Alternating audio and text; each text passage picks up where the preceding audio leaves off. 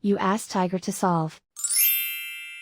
This deals with linear equations with one unknown. The final result is y equals 14. Let's solve it step by step. Group all y terms on the left side of the equation. Subtract 5y from both sides. Group like terms. Simplify the arithmetic.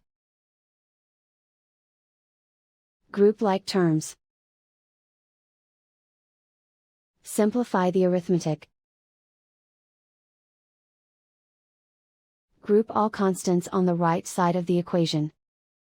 Subtract 12 from both sides. Simplify the arithmetic.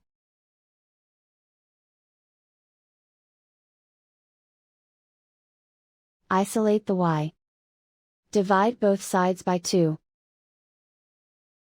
Simplify the fraction. Find the greatest common factor of the numerator and denominator. Factor out and cancel the greatest common factor. And so the final result is y equals 14.